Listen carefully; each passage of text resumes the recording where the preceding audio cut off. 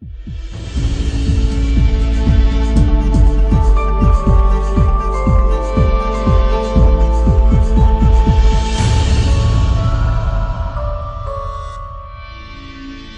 que permanece aqui, quero convidar você a abrir já a sua Bíblia no Evangelho de Lucas, no capítulo 17,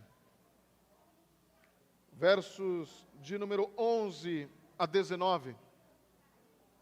Aliás, texto que o nosso irmão Kelsany, quando estava dando o seu testemunho, citou. Evangelho de Lucas, no capítulo 17. Leremos dos versos 11 ao 19. Esta será a porção da palavra de Deus para nós nessa noite. E que Deus assim fale conosco, nos abençoe e nos encha dele mesmo. Pelo que devemos ser gratos?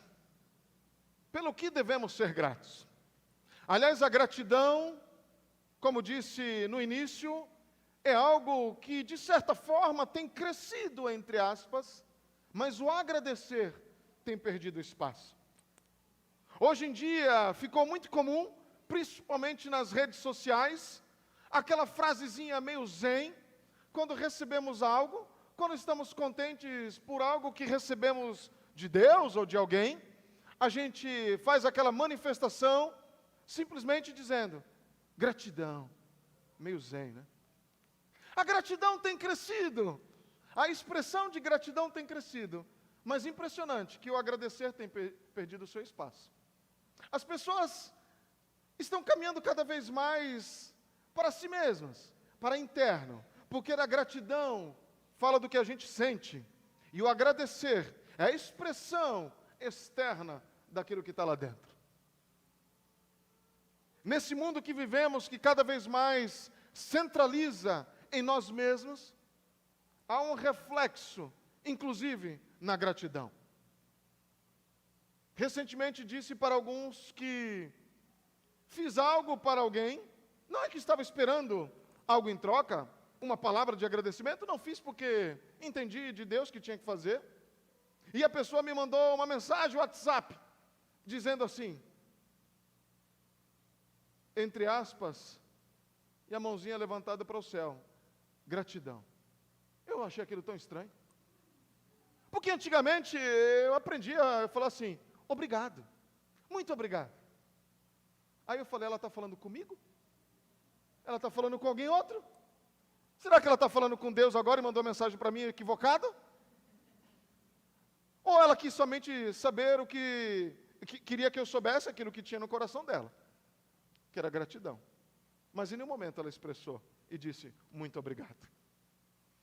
Eu sei que você, como eu, ensinamos aos nossos filhos. Como é que diz? Aliás, tem uma certa história de que uma mulher caminhando com o filho na feira, sabe, de hortifruti, aquela coisa toda, andando pela feira, antigamente tinha esses negócios, né, andando pela rua, e a feira, e uma mulher estendeu e deu uma laranja para o menino. E o menino todo feliz, pegou a laranja e continuou andando. A mãe disse assim, filho, como é que se diz? É o que a gente faz, né? Chamando a atenção do filho, tentando ensinar. Filho, como é que se diz? Não me faça passar vergonha aqui, menino. Como é que se diz? A menina, é verdade, mãe, tinha me esquecido. Ele pegou a laranja do bolso, estendeu para a mulher e falou, descasca para mim.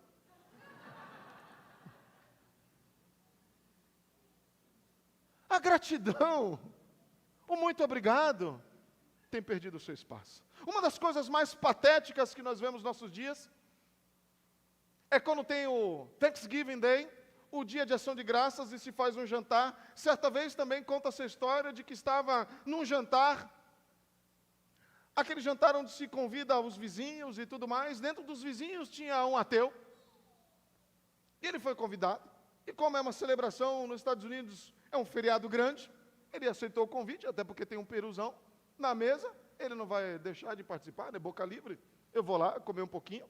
Mas teve um momento antes da refeição que todo mundo tinha que dar graças. Todo mundo tinha que dizer algo pelo qual era grato. E alguns ali mais tímidos, outros menos tímidos, uns falaram, outros não falaram. E aí teve um momento que o líder da casa, o chefe da casa, vamos orar agora, antes da refeição, agradecendo a Deus. E todo mundo orou, fechou os olhos, e agradeceu a Deus. O filho dos anfitriões ficou de olho aberto durante a oração. Muito comum entre as crianças, né? Eles gostam de observar quem está orando e quem não está, né? E ele observou que aquele ateu não orou, não fechou os olhos e orou. Acabou a oração, ele intrigado, e criança fala mesmo, né? Falou, tio, eu percebi que você não orou. Aí ele falou, eu não costumo fazer isso. Ele deu risada e falou, engraçado, o Totó também não. Meu cachorro também não faz isso. A falta de gratidão nos desumaniza. Nos torna igual a um animal. Falta de gratidão. Certa vez, olha, eu estou contando histórias hoje, hein? Certa vez, num desses episódios do Simpsons, pastor, assiste Simpsons. Meu Deus, misericórdia, Senhor Jesus. Você também assiste, que eu sei. Mas eu nem gosto, eu li esse negócio. Mas certa vez, num jantar de ação de graças, num episódio, está lá Bart Simpson, o filho, né? Aquela criatura amorévole. E chegou o momento que Homer, o pai, disse, vamos todos agradecer. E todo mundo tinha que dizer algo.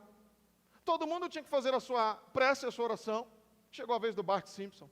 E ele disse assim, Deus, tudo aquilo que está na mesa, nós compramos com o nosso dinheiro, fruto do nosso trabalho. Obrigado por nada. É isso que nós vemos o tempo todo acontecer. Gratidão.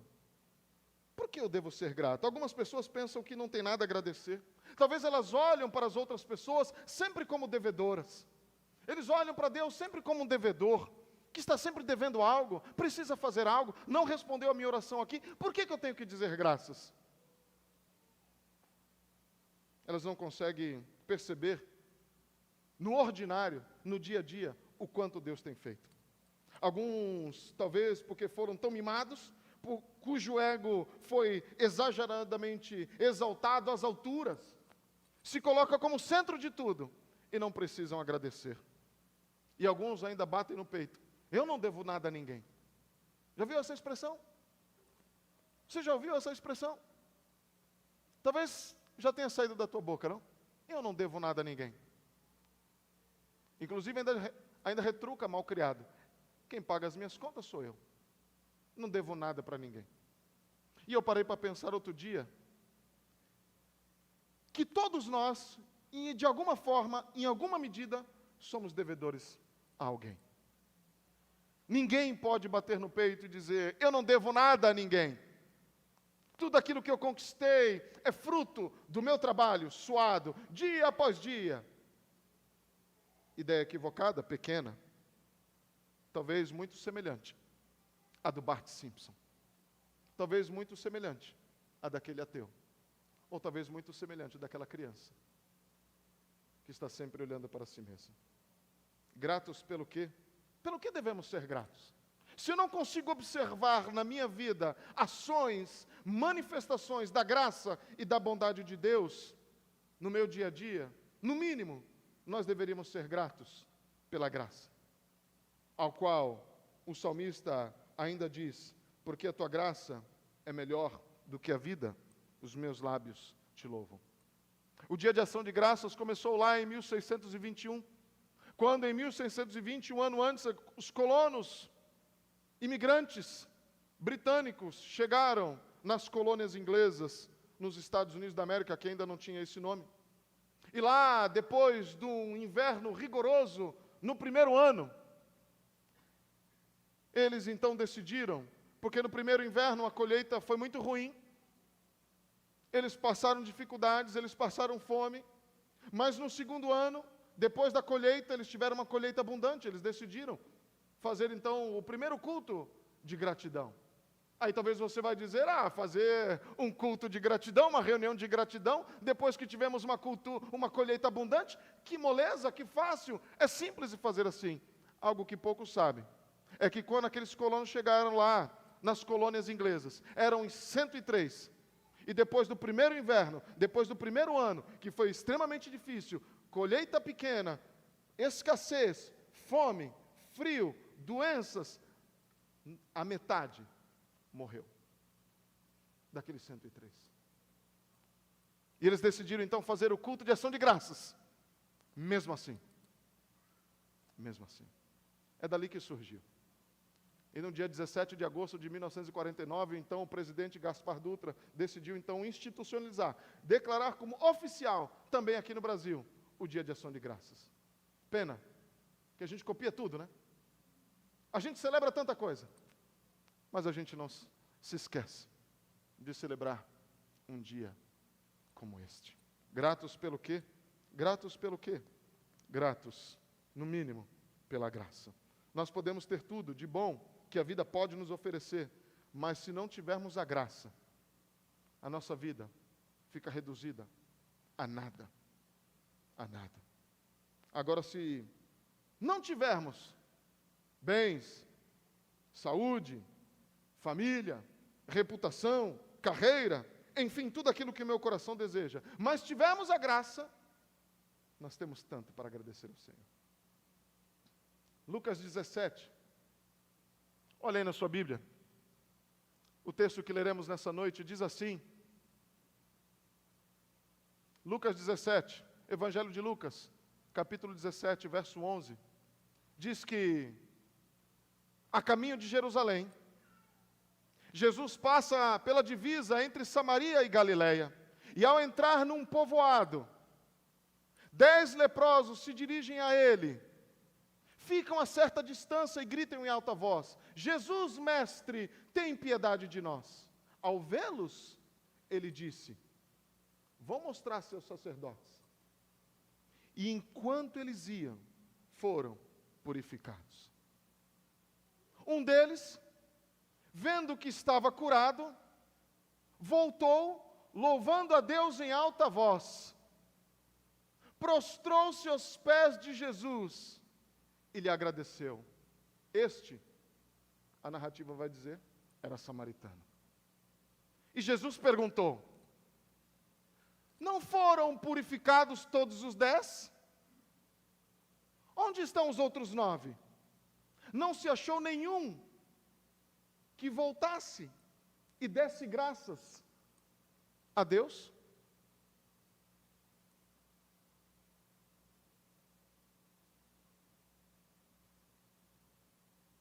Então, ele lhe disse,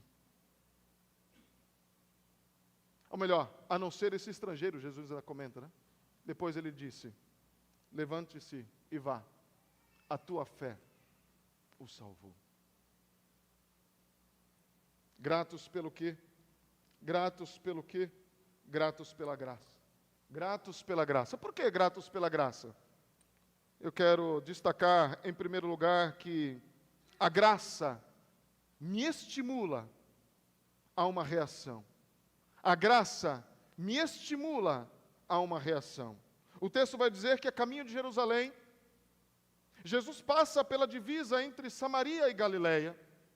Samaria e Galileia era uma região de população, naquela época, extremamente gentílica, onde a maior parte não era judeu. E diz que Jesus estava passando pela divisa, nem lá nem cá. Ou seja, Jesus estava realmente naquele caminho, à margem, longe, distante do centro das duas cidades. E ao entrar num povoado, 10 leprosos dirigem-se a ele. Ficam a certa distância. Por quê? Porque eles eram leprosos. Porque eles eram leprosos. A lepra, você bem sabe, é uma doença extremamente complicada. A lepra causa uma insensibilidade no teu corpo. A lepra vai deteriorando o teu corpo. É como se o teu corpo começasse, me perdão a palavra aqui, a apodrecer, mesmo enquanto você está com vida. E principalmente nas extremidades. Você imagina um corpo apodrecendo sem você perceber. Você imagina o cheiro daqueles homens. E a lei mosaica ainda dizia que esses que eram considerados leprosos eram tidos como impuros. Eles não podiam nem mesmo ficar em sociedade. Eles haviam perdido tudo, eles haviam perdido a família, eles haviam perdido os amigos, eles haviam perdido o convívio social, eles haviam perdido a oportunidade de trabalho, eles haviam perdido a oportunidade de estar no templo. Eles não podiam adorar ao Senhor, eles eram considerados impuros. E a lei dizia que eles tinham que ainda dizer, ao caminhar no meio das pessoas, era como se fosse um arauto de si mesmos, dizendo e gritando em alta voz: impuro, impuro. Eles tinham que andar dizendo quem eles eram para as outras pessoas. Você já imaginou isso? Ser um arauto da própria deficiência, ser um arauto da sua própria condição, ser um arauto, um mensageiro da sua própria podridão. Essa era a condição desses homens. É por isso que eles estavam à distância. Não chegavam perto, porque eles não podiam. E lá à distância eles gritam: Jesus, mestre, tem piedade de nós.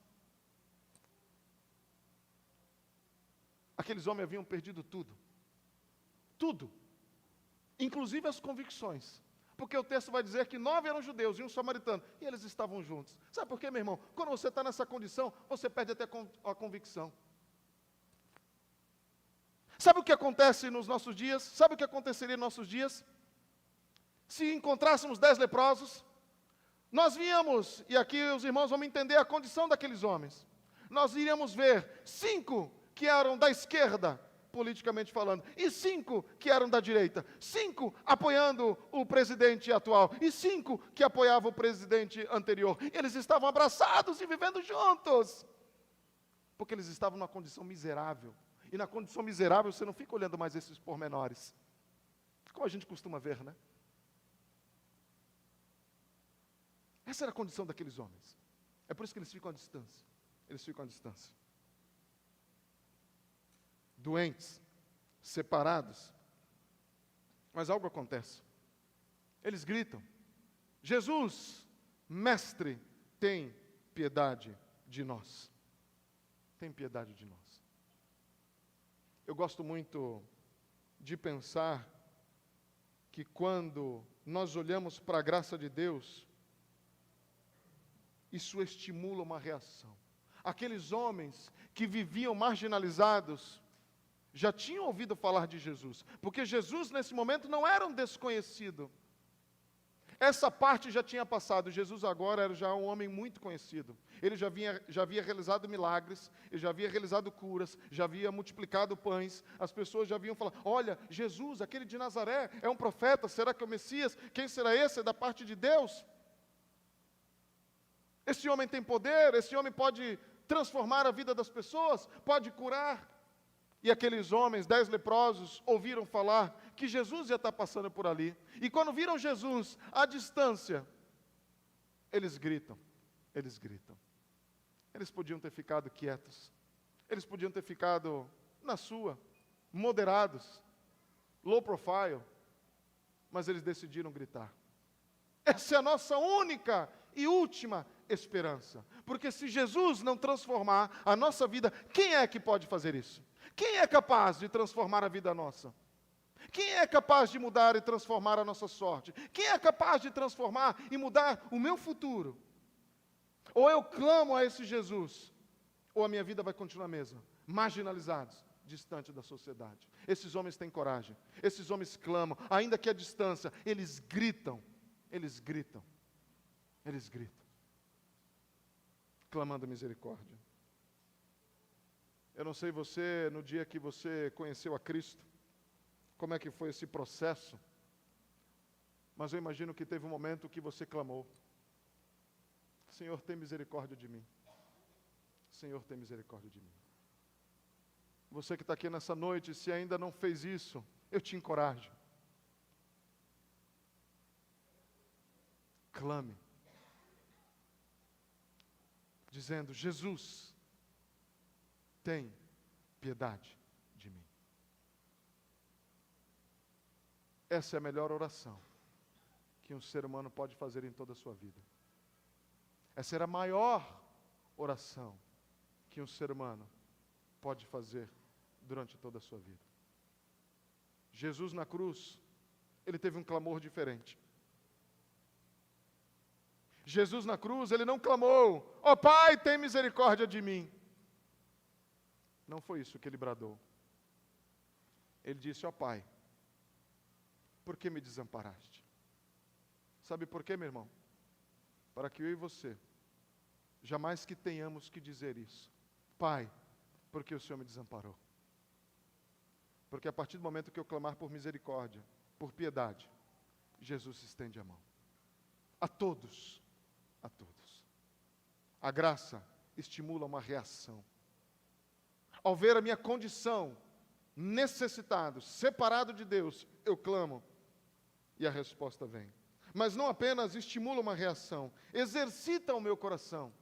Porque olha o que diz o verso 14, ao vê-los, ele disse, vão mostrar-se aos sacerdotes.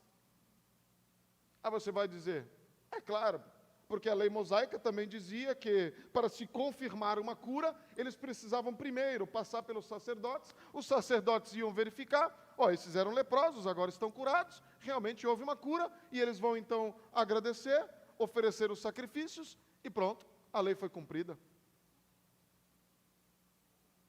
Aí você vai dizer, o que há de estranho?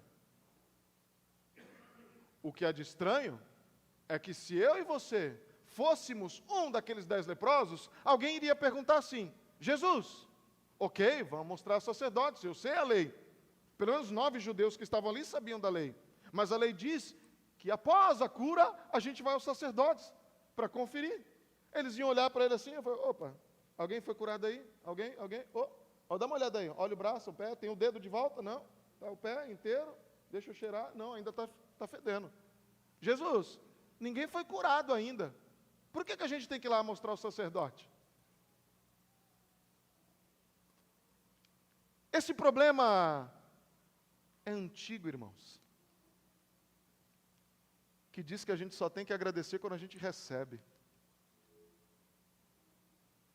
Esse problema é antigo. Da gente achar que a gratidão é só quando a gente já recebeu no bolso, quando a gente está curado, quando a gente já recebeu a bênção, quando a graça já chegou, quando o motivo das nossas orações foram atendidas. É naquele momento é que eu posso agradecer. Isso é antigo, viu, irmãos? Isso é antigo. Isso é antigo. Mas Jesus dá uma ordem muito clara ali. Jesus diz assim, é interessante que o último verbo do verso 13 diz que eles gritaram em alta voz. E o primeiro versículo de Jesus, quando Jesus fala, diz que Jesus viu.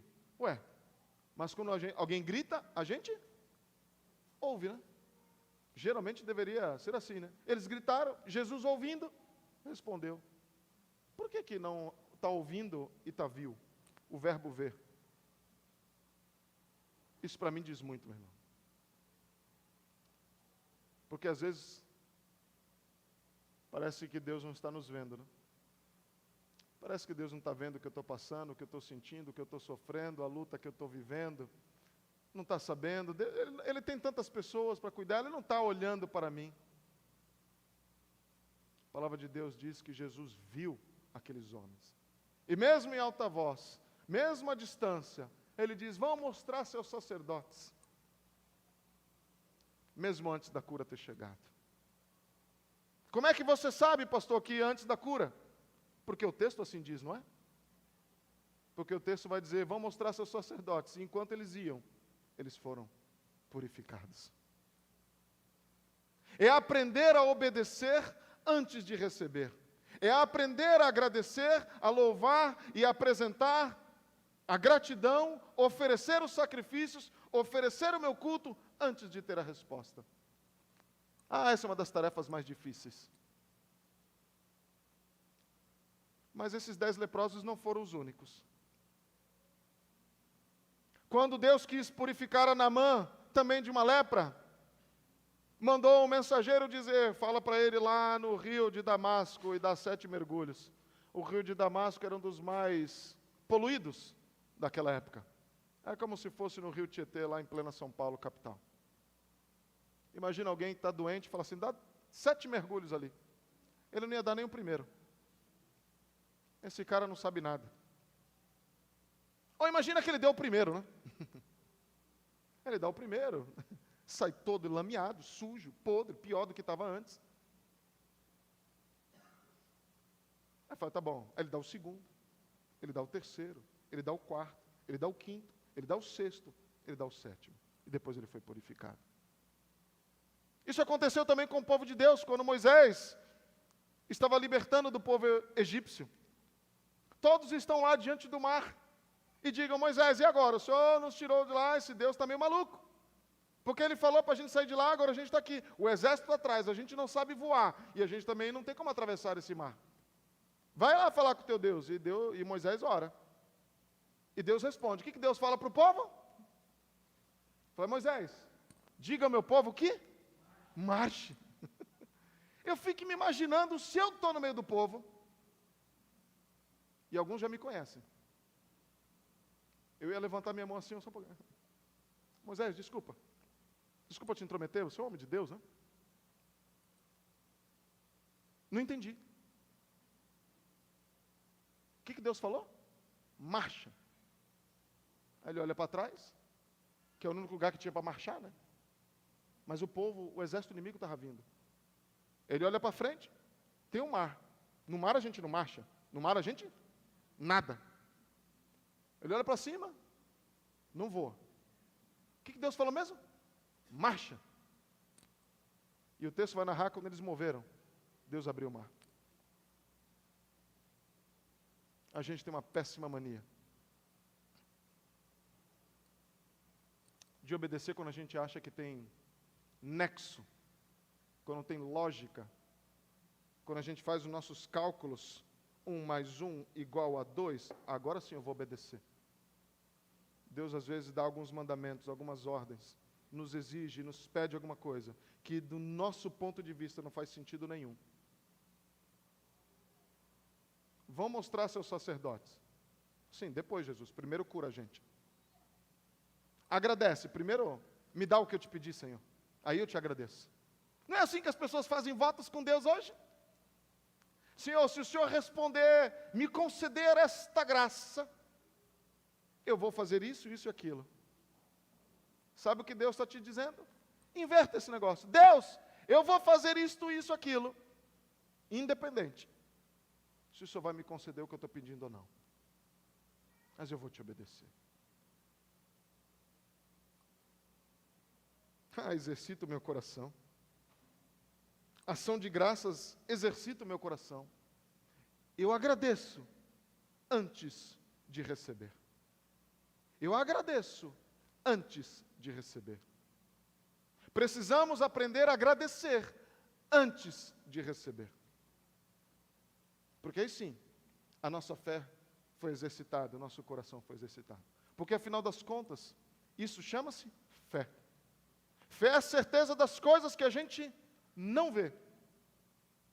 Eu não vi ainda, mas eu tenho fé. Eu vou agradecer. Eu confio de que aquele que está me pedindo isso é maior e sabe o que está fazendo. A graça me estimula a reação, a graça exercita o meu coração e a graça evoca também uma gratidão. Um deles, quando viu que estava curado, voltou, louvando a Deus em alta voz. Um deles, eu imagino os outros ouvindo, prostrou-se aos pés de Jesus e lhe agradeceu. E o texto vai dizer que este era samaritano. A narrativa de Lucas não deixa nada, nenhum ponto sem nó. Se está lá escrito, é para a nossa edificação, é para o nosso conhecimento. Samaritano, tá, legal, é uma característica dele, não é só isso, irmãos. Samaritanos era aquele povo que não era o povo da aliança, não era o povo de Deus, não era o povo que Deus havia escolhido para se manifestar, não era o povo ao qual Deus tinha se revelado e tinha dado da sua revelação. Mas era interessante que o único que voltou para agradecer não era um judeu. Meus irmãos, isso para mim e para você deve ser uma advertência. Porque aqueles que estavam mais familiarizados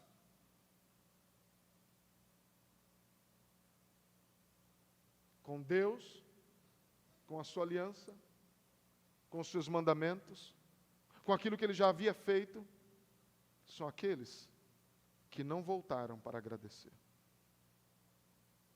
Os membros da igreja de Jesus Cristo são aqueles que não agradecem.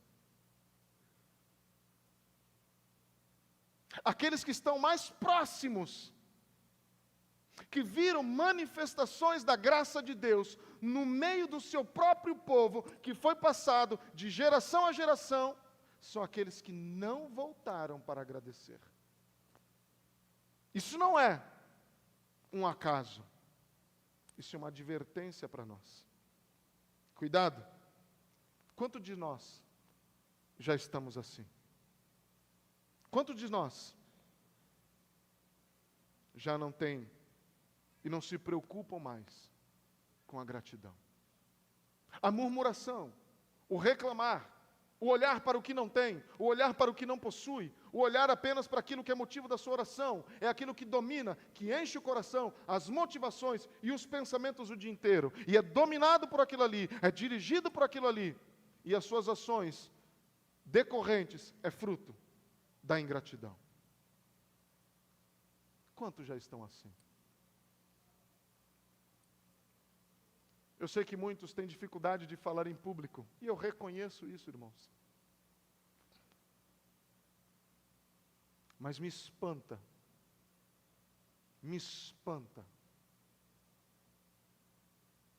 ver que poucos têm o desejo de testemunhar, de agradecer. Me espanta ouvir na quinta-feira, ouvindo com estes ouvidos, dizendo assim: dia de ação de graças para mim é um dia normal, um dia como outro qualquer, eu tenho que trabalhar de qualquer jeito. Me espanta isso, irmãos, me espanta. Me espanta. Me espanta as pessoas não pararem um momento no dia para agradecer. Me espanta. Me espanta. Aqueles que estão mais familiarizados são aqueles que menos agradecem. Ou como diz Jesus, não foram purificados todos os 10? O meu poder, a minha graça não foi manifesta a todos de maneira igual?